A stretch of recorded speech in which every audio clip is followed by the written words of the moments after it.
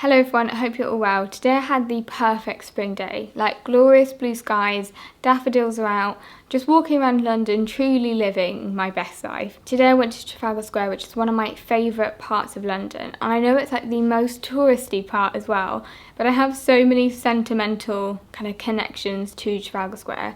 Also, I wanted to go, obviously went down to Westminster, which is near Trafalgar Square, because I wanted to see Big Ben uncovered, because for years Big Ben's like clock face has been covered up, and when I moved to London, which was like 5 years ago now, he wasn't covered up, so I could see his face.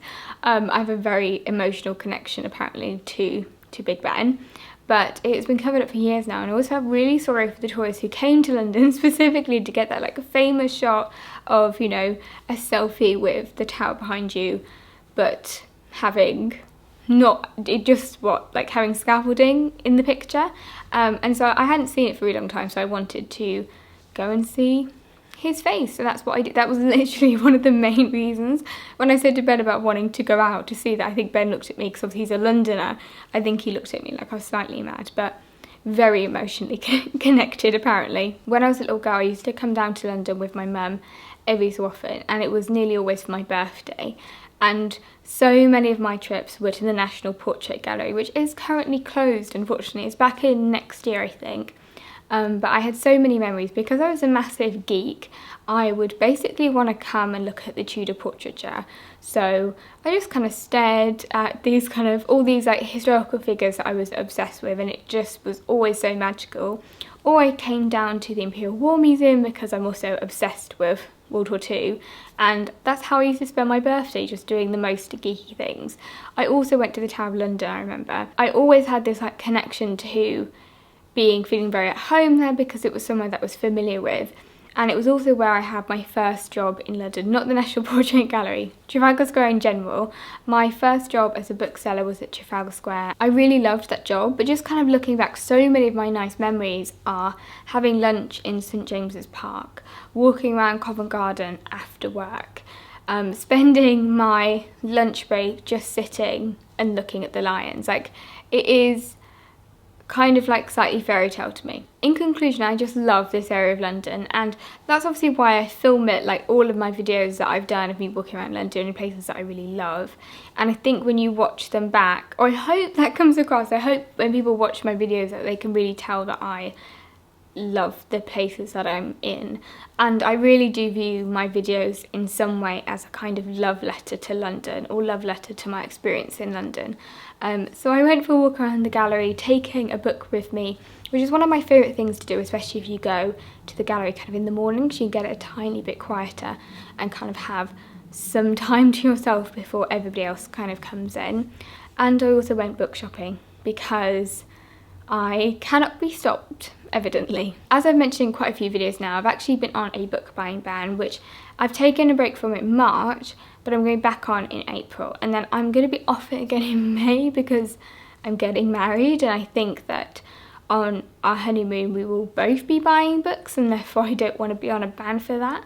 But I've also been feeling like, for months, which maybe it's because I haven't been buying books, I haven't really been thinking about the books coming out, I've slightly not cared. Like, I haven't had a list of books I want to buy.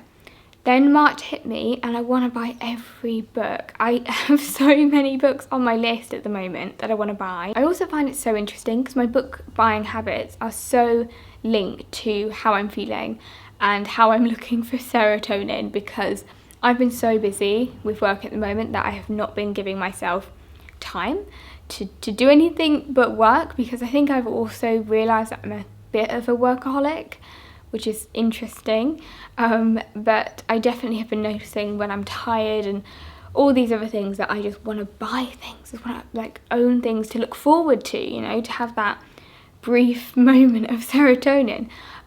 So this is what this book haul really is. But I've also been feeling a really weird mood with my reading because I had such a brilliant start of the year reading wise. I read some brilliant books, some very different books for me. And then I've been in between books and it kills me. I'm a person who is either completely obsessed with something or feels nothing. And when I'm in between books, when I can't be obsessed with anything, I really struggle with that emotion and feel a little bit lost and just wandering. So I'm hoping, and I think I definitely have found a book that I'm going to read next that I just know I'll be obsessed with. The first book I actually took with me to the gallery in my mum's book bundle huddle cover thing that she made me, which is covered in cat hair, but it really does the job and it also looks beautiful with Gallant. But Gallant by V.E. Schwab was a book that I pre-ordered and was so excited to read, and it is a brilliant piece. So far I've only started reading it this morning, but a brilliant piece of kind of gothic fiction, beautiful writing, just like Addie LaRue. And I loved Addie LaRue. Addie was one of my favourite books. I really devoured it, I adored it, I was completely obsessed with it. Reading this, I don't think it's the right time for me to read Gallant. Maybe I'll change my mind. I think I'm being called off in kind of different directions and I don't think it's time for this book. I think also because I read Addie in the autumn, which for me is the perfect time for a gothic read, and I don't think with beautiful blue skies, daffodils, that I am in the mood to do gothic at the moment. I don't often buy that many hardbacks unless there's a reason, and my goodness does this book have a reason. I mean, everything about this book is just to die for. Look at that. I mean, this is really a thing of beauty. But I don't know, maybe I will keep reading it, but I also think this will be such an enjoyable experience for me. It needs to be a book that I can sit, read in a day or two, just like I did with Addie. I don't think it's time, which is sad, but I'm not saying no to it because I think it's going to be beautiful. I'm just saying, not right now. The next book is Still Life by Sarah Winman, which I think is going to be the book that I'm next obsessed with, because I have started reading it just on the way home and I'm already feeling like this is going to be one of my favourite books of all time. Obviously we can't tell because I'm like 20 pages in, but I just have a really instinctive feeling that this is going to be the next read. So I feel like my feelings of slight anxiety about not knowing what I'm going to read next, I think this is it. I think it's been solved and then it will happen again once I finish this book. What's really funny about Still Life is the fact that I feel like I've actually had several missed opportunities with this book. So I was actually sent a proof way back when they were sending out proofs, and at the time I didn't really feel like reading it, and it really shows the difference in different types of copy and what you as a reader find interesting, and at the time I just really wasn't vibing with the sound of it. So I gave away my proof copy, I think, to my mother-in-law, and Helen does occasionally watch these videos, so Helen, let me know if you have the proof. It's fine because I've now bought a paperback, but, or it could be doing the rounds of Dulwich, who knows. But I feel like then when it came out in hardback, I had loads of friends saying to me this would be your perfect book, and I felt like I'd missed an opportunity. And then now it is the Waterstones book of the month. I saw lots of posters about it being linked to Ian Forster, and as soon as you open up the book there is a quote from Forster and also the Baedeker's Guide, which of course features in a room of, not a room on Zoe, it's Virginia Woolf, a room with a view. And I love Ian Forster. I love his writing. I love his novel set in Italy. And instantly when there was a kind of a line about Ian Forster's ghost or presence of Ian Forster in this novel, I was like, I'm going to love it. I mean, the fact that it is World War II historical fiction, that should have been enough reason for me to read this book. But my love for Forster knows no bounds. The last book in this slightly impromptu book haul is The Magician by Colm Tóibín. And this is a slightly unexpected book for me. Not because it's Colm Tóibín, because I love him. I love his writing, but actually because it is a novel about Thomas Mann. It's kind of nice actually that both Still Life and The Magician have a connection to a writer and a historical fiction about writers, even if Still Life isn't obviously as direct as The Magician is, because this is the story of Thomas Mann's life. The reason this is an unexpected book for me is because I've never read any Thomas Mann, and I have this thing, and I don't know whether it's because I'm a bit of a completionist. If there are things like a book about a writer, when I haven't read all their writing, I will feel a bit like an imposter syndrome. I think this is all imposter syndrome. So for me, when I first heard about this book, I didn't read it because normally Colm Tóibín is a writer who I would get the hardback book and want to pre-order. But I felt like an imposter because I had no clue really I'd never actually read any of Mann's work, and I felt like I needed to do that in order to understand this book.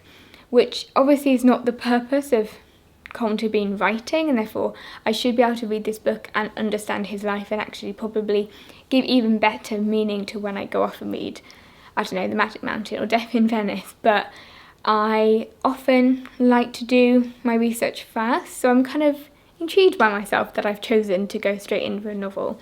I hope that someone else is like that. I think it is just imposter syndrome. Like, I'm worried about reading and not knowing enough. Like, it's the reason that I don't want to read the Song of Achilles, because I know nothing about Greek mythology. So I feel like I need to go away and do that before I can read, which is kind of the opposite, I'm sure, of all of these writers' kind of intentions. This is a book, a bit like Still Life, that I actually haven't heard anything bad about, and I really love Colm Tóibín, but I think this has been considered one of his great works, a bit like the novel about Henry James and a bit like kind of Brooklyn, and I really do love his writing, and therefore I feel like if he's written a really good book, then I should read it, because if I consider him one of my favourite writers, then I need to read his work. So that's why I decided to pick it up. I also think the decision to read both of these really shows where my reading's going now, because I had a beginning of the year that was very heavy with romance fiction and contemporary fiction and just slightly different reads for me, and this is kind of good old literary historical fiction. This is like truly the heart of me as a reader. It's always really nice to see these kind of shifts in my reading, because I think it often says so much about where you are and how you're feeling in life, which is one of the reasons I quite like sometimes book hauls and things, and be able to see what you're kind of interested in at that time, because I think it does say something about you as a human, which is what I keep telling myself, so I can keep buying more books. So those are my recent purchases and also my currently reading, and I will now leave you to enjoy a glorious spring day in London.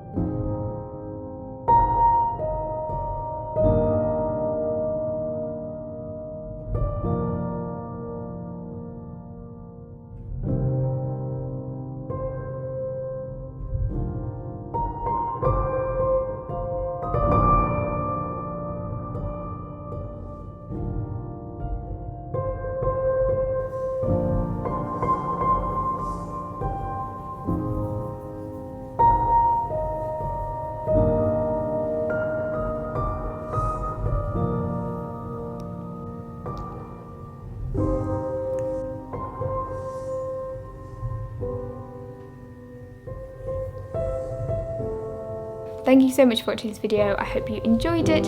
If you watched to the end, as you are now here listening to me, please leave. Normally we do a cat emoji. Today we are going to do the yellow flower emoji, which I think is a daffodil. I don't actually know what that yellow flower is, but for this video we'll say it's a daffodil. It could be a daffodil. I don't actually know that many yellow flowers. I guess primroses, sunflowers, but there's a separate sunflower emoji, which actually the sunflower emoji is one of my favourite emojis in general. I think it's very cheerful. Anyway, yellow flower emoji. Evidently quite tired now. I also wanted to mention that I have a Ko-fi account, so if you like this video or any of my other videos, you can tip me using that as an online tip jar. Completely no pressure, no one has to do anything, but if you would like to, it is there and the link is in my description. But now, I hope you have a lovely day, a lovely life, and I'll see you again soon in another video.